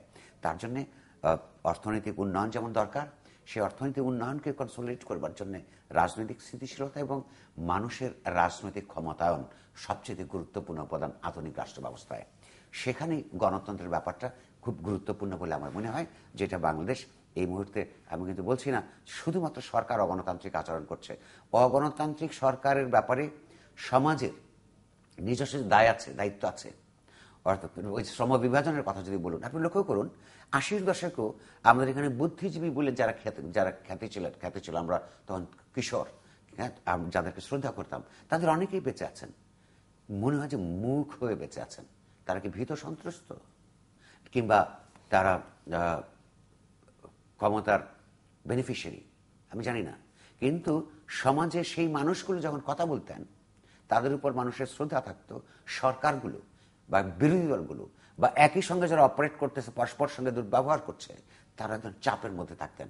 সমাজে এইরকম মানুষের সংখ্যা কমে যাচ্ছে। এইটা আমি মনে করি উদ্বেগের বিষয়। উদ্বেগের বিষয় আমাদের গণতান্ত্রিক রূপান্তরের মধ্য দিয়ে শক্তিমান হয়ে উঠবার যে লক্ষ্য, আমার ধারণা যেটা মুক্তিযুদ্ধের চেতনার কথা যদি বলেন 1 নম্বর চেতনা, হ্যাঁ, সেটা ক্ষতিগ্রস্ত হওয়ার মতন একটা অবস্থা আছে, সে কারণে আমার সংকটজনক মনে হয়। আপনি লক্ষ্য করুন, একটা বই নিয়ে, বইয়ের দুইটা বাক্য নিয়ে যেভাবে যে পদ্ধতিতে আলোচনা হচ্ছে, মানে সব রেটরিকের মধ্যে, আমি যাচ্ছিলাম সেদিকে। কেন বলছি, একটা সমাজের দুর্বলতার, বুদ্ধিবৃত্তিক দুর্বলতার অনেক লক্ষণ থাকে। কোন বিশ্ববিদ্যালয়, যে বিশ্ববিদ্যালয় জ্ঞান চর্চা করে, অনুসন্ধিৎসা হলো তার 1 নম্বর কাজ, এবং নানান ভিন্ন মতকে অ্যাকোমোডেট করে, ভিন্ন সিনথেসিস করে নতুন জ্ঞানের জন্ম দেয়, নতুন কোনো তথ্য পেলে পরখ করে দেখে, বা ঠিক না হলে বাতিল করে দেয়, এবার সঠিক হলে ইতিপূর্বে প্রাপ্ত তথ্যের সঙ্গে সমৃদ্ধ করে নতুন তত্ত্বায়নের দিকে যায়। এগুলো তৈরি করার জন্য বিশ্ববিদ্যালয় তৈরি হয়েছিল। বিশ্ববিদ্যালয়ে বই পড়ানোর উৎসবের মধ্যে আজকে আমারটা হতে পারে, কালকে আপনারটা হতে পারে, কিন্তু যে কোনো চিন্তাশীল মানুষ উদ্বিগ্ন বোধ করবে। আর যদি এগুলো নিয়ে উদ্বেগ না থাকে সমাজের একটা বিরাট অংশের মধ্যে, তাহলে বুঝতে হবে যে আমাদের কপালে দুরবস্থা আরো বাড়বে। ধরুন, বইটার কথা আমি তুললে, যদি আমি আলাপ করতে যাই, আপনি নতুন করতে পারেন, কোনো অসুবিধা নেই। আমার ধারণা অধিকাংশ মানুষ এই বইটা পড়ে নাই, যারা পক্ষে কিংবা বিপক্ষে বক্তৃতা দিচ্ছে। যেমন ধরুন, উনি মুক্তিযুদ্ধের, খন্দকার সাহেব মুক্তিযুদ্ধের, সশস্ত্র যুদ্ধের উপপ্রধান ছিলেন। প্রধান বেঁচে নেই, তিনি বই লেখেন নাই, তিনি তার একটা পার্সপেক্টিভ দিয়েছেন। উনি তার ওই 7 মার্চের বক্তৃতা কি দিয়ে শুরু হয়েছিল বা শেষ হয়েছিল সেটা যদি আপনি আনেন, তখন আমরা আলাপ করব। কিন্তু বইয়ের কন্টেন্টের মধ্যে তার মূল বক্তব্য হচ্ছে, তিনি মনে করেন সশস্ত্র যুদ্ধের প্রস্তুতি ছিল না। তিনি মনে করেন, তিনি রাজনীতিকদের, তিনি মনে করেন যে থাকা উচিত ছিল, অথবা শীর্ষ নেতার এই ব্যাপারে দিক নির্দেশনা থাকা উচিত ছিল। এই প্যারাগুলি বলবার পর একই সঙ্গে তিনি বলেন, এটা আমার পার্সপেক্টিভ, আমি অনেক ছোট মানুষ, তিনি শীর্ষে ছিলেন, তিনি আমাদের সবার চেয়ে বেশি দেখেছেন, হয়তো তিনি মনে করেছেন এটাই সঠিক। এ কথা তো বলেছেন। আওয়ামী লীগের রাজনৈতিক প্রতিপক্ষ বিএনপি, যেহেতু আওয়ামী লীগকে অ্যাপারেন্টলি গালি দিয়েছে বলে মনে হয়, সে কারণে খুব খুশি হয়ে বক্তব্য বিবৃতি দিচ্ছে। তো আওয়ামী লীগ, বিএনপি যে তার রাজনীতির একটা প্রধান স্লোগানের ভিত্তি স্বাধীনতার ঘোষক জিয়া, তিনি ওইটাকে প্রত্যাখ্যান করেছেন এই বক্তব্যের মধ্যে। আচ্ছা, আমি লক্ষ্য করেছি এই বিতর্কটা ভয়াবহভাবে ভায়োলেন্টলি সূত্রপাত করেছেন তৎকালে যারা স্বাধীনতা যুদ্ধের সময় যারা বিএলএফ এর নেতা কর্মী ছিলেন তারা। কারণ খন্দকার সাহেবের মূল অ্যাটাকটা ওইখানে, যদি এটা অ্যাটাক হিসেবে দেখা হয়, এবং বাংলাদেশের পরবর্তী প্রজন্মের মানুষের অ্যাটাক হিসেবে এটা নেওয়ার সুযোগ আছে। বাংলাদেশের যে রাজনৈতিক ধারাবাহিকতার মধ্য দিয়ে সশস্ত্র মুক্তিযুদ্ধ অবতীর্ণ হয়, তার পরবর্তীকালে সবচাইতে ন্যায্য প্রতিষ্ঠান হচ্ছে প্রবাসী সরকার। সেই প্রবাসী সরকার অধীনে যে মুক্তিযোদ্ধা বাহিনী গড়ে ওঠে, সেই মুক্তিযুদ্ধের বাহিনী, সেই সরকারকে এড়িয়ে ভারতের জেনারেল উবানের নেতৃত্বে আরেকটা বাহিনী গড়ে তোলা, সেই সরকারকে না জানিয়ে, এবং সেই বাহিনীতে মুক্তিযুদ্ধের মূল ৭১ সালে প্রবাসী সরকারের নেতৃত্বে যে মুক্তিযুদ্ধের মূল ধারা, সের সঙ্গে বিরোধিতা করেছিল। কখনো কখনো মুক্তিযোদ্ধাদেরকে নিয়ন্ত্রণ করবার জন্য এমনকি সশস্ত্র সংঘর্ষে জড়িয়ে গিয়েছিল বলে খন্দকার সাহেব দাবি করেছেন। ভিন্ন ইয়েতে চলে যাচ্ছি না, খন্দকার সাহেব দাবি করেছেন। সেই তারা যারা বেঁচে আছেন, ইতিহাসের ওই অংশটাকে তারা ওন করতে পারে না, সম্ভব না, সে কারণে এই ধরনের বিতর্ক তৈরি হচ্ছে। কিন্তু আমাদের একাডেমিকরা, আমাদের বুদ্ধিজীবীরা এই দল কিংবা সেই দলের মধ্যে নিজেদেরকে যুক্ত করে ফেললেন বলে এগুলি আমার আশঙ্কার ব্যাপার। আমি বলছি যে এখানে প্রশ্নটা যে যিনি ৭-৮ মাস আগেও আপনার সহকর্মী ছিলেন, আপনাদের সহকর্মী ছিলেন, তাকে আজকে যে ভাষায় আক্রমণটা করা হচ্ছে আপনাদের দিক থেকে, তিনি যদি এতটাই পরিত্যাজ্য হন, তাহলে রাষ্ট্রের এত বড় গুরুত্বপূর্ণ দায়িত্বে তিনি কিভাবে 5টি বছর থাকলেন? দুটো মন্তব্য আমি করব। প্রথম মন্তব্য হলো, মুক্তিযুদ্ধ সম্পর্কিত অনেক তথ্য এখন পর্যন্ত অজানা। ভারতে, বাংলাদেশের বিভিন্ন পর্যায়ে যারা মুক্তিযুদ্ধের নেতৃত্ব দিয়েছিলেন তাদের কাছ থেকে যেসব তথ্য আনার কথা আমরা কিন্তু এখন আনিনি।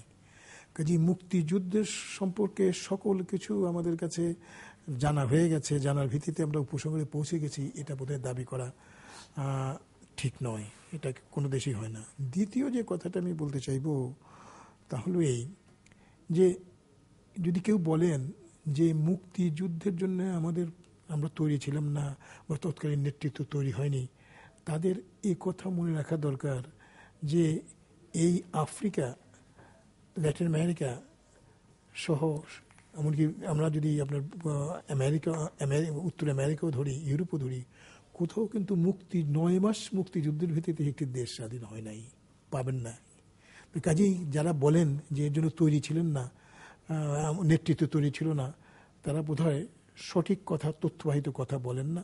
কারণ ওই নেতৃত্বের কাছে যেসব তথ্য ছিল, যেসব তথ্য তার কাছে ছিল, ওই পর্যায়ে ছিল, সেই তথ্য যারা তাদের নিজের পর্যায়ে কাজ করেছেন তাদের কাছে যাওয়ার কথা না।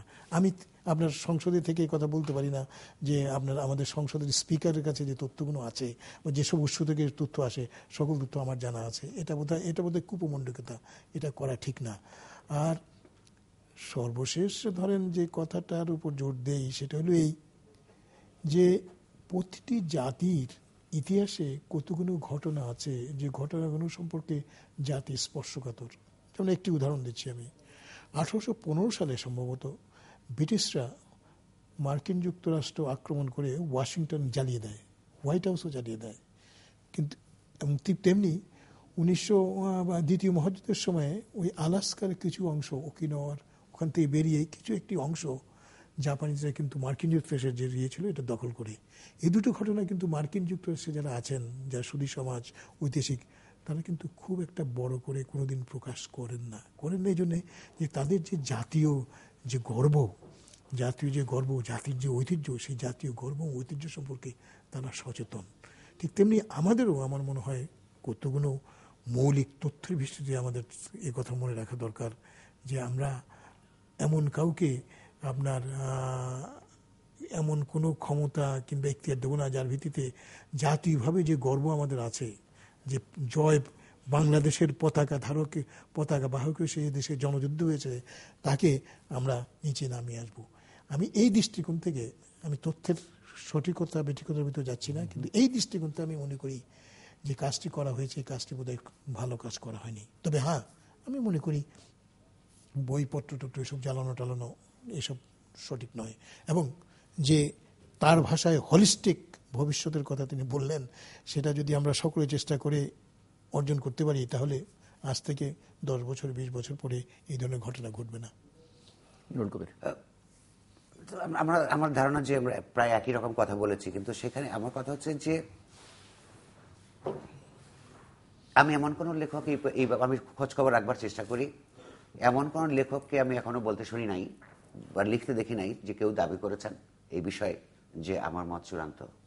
আর কেউ যদি দাবি করেন সেটা উনি কুপমণ্ডকতা বলেছেন, সাংস্কৃতিক একটা শব্দ, আমি সোজা পাগলামি বলতে চাই, পাগলামি ছাড়া কিছু হবে না।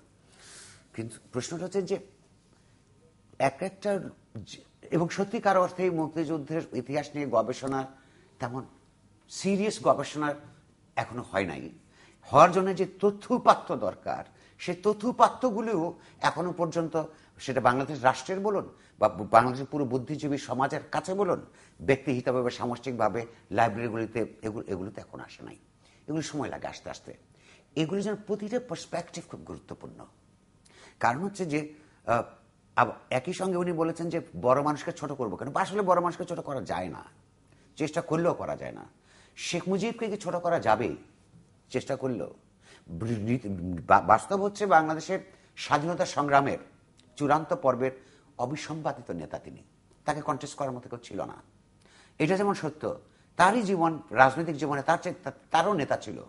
এখন যদি বলেন যে ওনার নেতা ছিল, এই কথা বললেও তাকে ছোট করে ফেলা হয়, তাহলে কথার কথা এগুলো বলা হয়, আপনি বলছেন না, তো সেটা তো মহা মুশকিলের মধ্যে পড়ে যাবে একটা জাতির বুদ্ধিভিত্তিক বিকাশ। তো প্রশ্নটা হচ্ছে যে ইতিহাস যেমন ধারাবাহিকভাবে বিকশিত হয়, ইতিহাসের নায়করাও তো ধারাবাহিকভাবে বিকশিত হয়।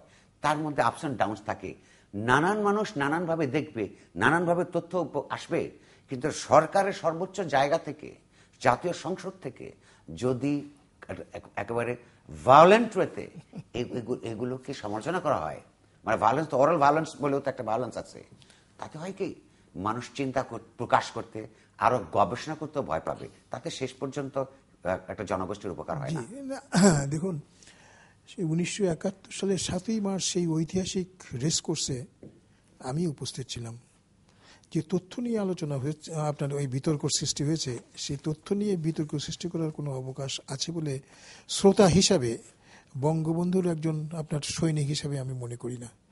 একথা যে আপনি যে কথা বলেছেন সে কথা আমাদের জাতিগত হয়ে ধরে রাখা দরকার, যে বঙ্গবন্ধু আমাদের ইতিহাসের মহানায়ক, আমাদের মুক্তিযুদ্ধের মহানায়ক, আমাদের অবিসংবিত নেতা, এবং মুক্তিযুদ্ধ যে জনযুদ্ধে রূপান্তরিত হয়েছে, এবং জনযুদ্ধে যে আমরা ইতিহাসের সবচেয়ে কম সময়ে শত্রু সেনাকে পরাভূত করে সাহিত্য অর্জন করতে পেরেছি, এর জন্য তিনিই আমাদের তৈরি করেছিলেন। কাজে এখানে সংযত হয়ে কথাবার্তা বলা ভালো। আমি ইতিমধ্যে দুটি উদাহরণ দিয়েছি, আরও যদি বলেন আরেকটু উদাহরণ আমি দিতে চাই। যেমন ধরেন আপনার মহাত্মা গান্ধী 1947 সালে এই উপমহাদেশের বিভাজন সমর্থন করেছিলেন। এই কথাটা কিন্তু, এটা ঐতিহাসিক সত্যি করেছিলেন। এই কথাটা কিন্তু যারা ভারতে আপনার স্বাধীনতা সংগ্রামী কিংবা স্বাধীনতার আপনার অনুসারী, তারাও খুব উচ্চস্বরে বলেন না, আমরা বলি না। ঠিক তেমনি আরেকটা কথা বলা যেতে পারে সেই গান্ধীর আপনার এই কথায়, যে এই যে নোবেল পুরস্কার, এই নোবেল শান্তি পুরস্কারের কথা চিন্তা করুন। এই নোবেল শান্তি পুরস্কারের গত শতাব্দীতে যদি একজন লোক পাওয়ার যোগ্য হতেন তাহলে এটা মহাত্মা গান্ধী, তাকে দেওয়া হয় নাই। তো এটা আছে, কিছু আছে এগুলো। আমি একটু অত্যন্ত বিনয়ের সঙ্গে ছোট্ট একটা জিনিস আপনার সঙ্গে একটু দ্বিমত প্রকাশ করবো। সেটা হচ্ছে, আপনি বলছেন খুব জোরে সোরে কেউ বলে না, কিন্তু কেউ আসতেও বলতে পারবে না, এটা ঠিক নয়। মহাত্মা গান্ধীর এই সর্বশেষ বিতর্কিত বই সারা পৃথিবীতে চলছে, আমি ধারণা আপনি পড়েও ফেলেছেন অনুমান করছি আমি। সে হচ্ছে তার ব্যক্তিগত যৌন জীবন নিয়ে। এটার জন্য ভারতে মারামারি লাগে, এটা নিয়ে আলোচনা করি না, এটার জন্য মারামারি লাগে নাই। সে কারণে মহাত্মা গান্ধীর তার যে রাজনৈতিক অবদান, বা কিংবা কংগ্রেসের মধ্যে নেহেরু গ্রুপ, সুভাষ গ্রুপের মধ্যে তার অবস্থান, এই বিতর্ক এখনো রয়েছে, তাতে কোনো অসুবিধা হয় নাই। আপনি মার্কিন যুক্তরাষ্ট্রের আছে, কিন্তু জনগণ এটা নিয়ে হইচই করেন না, সেই কথাটাই। জনগণ যদি এটা না জানে, সেটা জাতির জন্য ক্ষতিকর। জনগণের জানার জন্য জানানো হয়েছে। জ্ঞানের যে উৎপাদন বুদ্ধিজীবীরা করে থাকেন, সেটা যত মানুষ জানবে, সেই জনগোষ্ঠী তত বেশি শক্তিমান হয়ে উঠবে। ইম্পর্টেন্ট হচ্ছে এই যেগুলো অপ্রিয় সত্য, সেগুলো গ্রহণ করে, হজম করে, আত্মস্থ করবার একটা ক্ষমতা যখন একটা জনগোষ্ঠী অর্জন করে, তখনই আসলে সে শক্তিমান হয়ে ওঠে। কিন্তু এখানে ওই কথাটা আসে যে আপনি ওই যুক্তিসঙ্গত বাধা নিষেধ সাপেক্ষে আপনার বাক স্বাধীনতা, সমাবেশের স্বাধীনতা, সংগ্রহের স্বাধীনতা প্রয়োগ করবেন, না হলে তো অরাজকতা সৃষ্টি হয়। আমি লিখতে পারি, কিংবা কলম আমার কাছে আছে বলেই আমি যা তা লিখে ফেলবো, এটা তো কাম্য নয়। আপনি বলতে পারেন বলে সব কথা আপনার সবসময় আমার বিরুদ্ধে বা জনগণের বিরুদ্ধে বলে ফেলবেন, আমি কথার কথা বলছি, এটা তো কাম্য নয়। এটা আমি মনে, এটা চেতনাবোধের প্রশ্ন। অবশ্যই, যেমন আপনার ক্ষমতা আছে বলেই আপনি আমাকে গাল দিবেন না, আপনার লেখাটা আপনার পছন্দ হয়নি বলেই একটু সংশোধন করে দিই। এই যে ক্ষমতা কথাটা আমি খুব একটা পছন্দ করি না। আমরা ক্ষমতায় নই, আমরা দায়িত্ব নিয়েছি, দায়িত্ব পালন করছি। এটা সুন্দর রেটরিক, কিন্তু রাষ্ট্রবিজ্ঞানে আপনি আমার চেয়ে কম, কোন অবস্থাতেই কম জানবেন না। এটা পাওয়ার রিলেশনেরই ব্যাপার, আজ রাষ্ট্র এবং রাষ্ট্র ক্ষমতা। তো এই যে দায়িত্বের নামে ক্ষমতা ব্যবহার যারা করেন, গোষ্ঠী, ব্যক্তি, এমনকি দলীয় স্বার্থে, তাদের রাষ্ট্র ক্ষমতা আছে বলেই আরেকজন লিখলে তাকে অপমান করতে হবে, গালাগাল দিতে হবে, শাস্তি দেওয়ার কথা বলতে হবে, আমার মনে হয় এইটাও কোনো সুস্থতা নয়। আপনি তার বক্তব্য প্রত্যাখ্যান করতে পারেন, এটা জনগণের কাছে ছেড়ে দেন। আপনি আপনার বক্তব্য প্রত্যাখ্যান রিফিউট করতে পারেন। যেমন দেখুন, আমি খুব অনেস্টলি কথাটা বলছি। আপনি বলছেন যে আপনি ওইখানে ছিলেন 7ই মার্চে, আপনি শুনেছেন। এখন আমার নির্দেশনে কাজ করেছি আমরা, আমার প্রজন্ম কিংবা আমার বাচ্চারা যারা ওখানে ছিল না, তারা যখন ধরুন শামসুর রহমান সাহেবের আত্মজীবনী পড়বেন, আপনার কথাও শুনবেন, তারা তো ঝামেলায় পড়বেন। শামসুর রহমান লিখেছেন যে জয় পাকিস্তান দিয়ে শেষ করেছেন, ওইটা দিয়ে শেষ করার কারণে কোনো ক্ষতি হয়েছে বলে আমি একদম মনে করি, যদি করেও থাকেন। জাস্টিস হাবিবুর রহমান লিখেছেন, এই 2টা বই আমার কাছে আছে, ওনারও তো সমাজে বিশাল গ্রহণযোগ্যতা আছে। এই কথাটা আমি এই কারণে বলছি যে স্মৃতি মানুষকে প্রতারণা করে। কিন্তু একটা কথা একটু বলে রাখি আমি, গাজী শামসুর রহমান বিচারপতি না, বিচারক ছিলেন। গাজী শামসুর রহমান এবং হাবিবুর রহমান, এরা আমার জানা মতে তারা কিন্তু সেই সভায় উপস্থিত ছিলেন না, সেই বিশাল মহাসমুদ্রে। হতে পারে। আমরা উপস্থিত ছিলাম, আমি উপস্থিত ছিলাম, যারা ছিলেন তারাই কথা বলছেন। আচ্ছা, যারা ছিলেন এরকম নির্মল সেন এবং ছিলেন। এটা রেডিওতে প্রচার করা হয়নি, না, পরে প্রচার করা হয়েছে। আমার এটা খুবই সিনসিয়ার সমস্যা হিসেবে আপনার সামনে উপস্থাপন করছি। নির্মল সেন ছিলেন, নির্মল সেন লিখেছেন। প্রশ্নটা হচ্ছে যে কেউ কেউ বলছেন এইভাবে শেষ হয়েছে, কেউ কেউ বলছেন অন্যভাবে শেষ হয়েছে। শেষ পর্যন্ত আমার ধারণা এগুলি দলিলপত্র আরো অনেক বেশি আস্তে আস্তে আস্তে আস্তে যখন একটা কথা আসতে থাকবে। আমি বলতে চাচ্ছি, সেটা যদি যে ব্যক্তি, যে নেতা আমাদেরকে তৈরি করলেন স্বাধীনতা যুদ্ধের জন্য, যে নেতা বলছেন যে এবারের সংগ্রাম আমাদের মুক্তির সংগ্রাম, আমাদের এবারের সংগ্রাম স্বাধীনতার সংগ্রাম, তিনি জয় পাকিস্তান কেমন করে বলেন? এটা হয় নাকি? তিনি শেষ পর্যায়ে এসে আপনার একটু আপনার ইয়ে কথা বলবেন, যে কথা তিনি কোনোদিন বলেননি, যার জন্য সংগ্রাম করেননি, যার জন্য জনগণকে উদ্বুদ্ধ করেননি। এটা কি হয়? এটা বিশ্বাসযোগ্য কথা? সেটা একটা অন্য জিনিস। তার সামনে 15 দিন পরে তাকে আবার সংলাপে যেতে হবে, সেটাও আরেকটা বাস্তবতা ছিল। আমার কথা সেটা নয়। সমাজে এটাও আমি বলি, আমার ব্যক্তিগত জ্ঞান থেকে আমি বলছি যে বঙ্গবন্ধু 1971 সালের 1 মার্চে বুঝে গেছেন যে পাকিস্তান শেষ। কারণ ওনার সাথে আমরা দেখা করেছিলাম। আমরা পশ্চিম পাকিস্তানে ফিরে এসে আমরা তথাকথিত যারা আপনার সুশীল সেবক বা সিভিল সার্জন গিয়েছিলাম, তাকে বলেছিলাম, তিনি বলেছিলেন যে এই, এছাড়া অন্য কোনো গতি নাই। আমি সে কথাই আমি আগে বলেছিলাম যে সকল তথ্য নিয়ে তো আমরা এখন পর্যন্ত আসি নাই সামনে। আমি সে কথাই বলছি, ততক্ষণ পর্যন্ত আমার মনে হয় যেগুলো কথা, যিনি আমাদের সংগ্রামের জন্য, স্বাধীনতার জন্য, জয়ের জন্য যার যা কিছু আছে তাই নিয়ে নেমে পড়ার জন্য আহ্বান জানিয়েছেন, তিনি বলবেন জয় পাকিস্তান, এটা বিশ্বাসযোগ্য কথা নাকি? জীবনের মধ্যে আমার কথা হচ্ছে যে রাজনৈতিক প্রক্রিয়ার মধ্যে সংগতি অসঙ্গতি সব থাকে। আমার মনে হয় এটা এখানে ছেড়ে দেন। আমার কথা হচ্ছে যে আমার কথা হচ্ছে যে তথ্য এটা নিয়ে রিয়াক্ট করার কিছু নাই। একজন একটা মনে করেছেন, তার মনে করেছেন এটা। আমি যে 2-3টা নাম বললাম, তারা তো সমাজের শ্রদ্ধেয় ব্যক্তি, এবং তারা আওয়ামী লীগের প্রতি সহানুভূতিশীল ছিলেন না অন্য কোনো দলের প্রতি ছিলেন, এটাও সমাজ বিশ্বাস করে না। আমি বলছি ধৈর্যের কথা, সহ্যের কথা, অন্যের গবেষণা কিংবা মতামতের প্রতি শ্রদ্ধা থাকবার কথা। অনেক ধন্যবাদ মিস্টার নুরুল কবির এবং ডক্টর মহিউদ্দিন খান আলমগীর।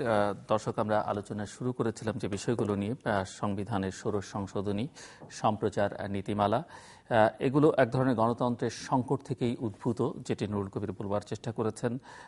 ডক্টর মহিউদ্দিন খান আলমগীর গণতন্ত্রের সংকট আছে সেটি না বললেও গণতন্ত্র যে খুবই সুদৃঢ় এবং শক্তিশালী সেটিও তিনি বলেননি।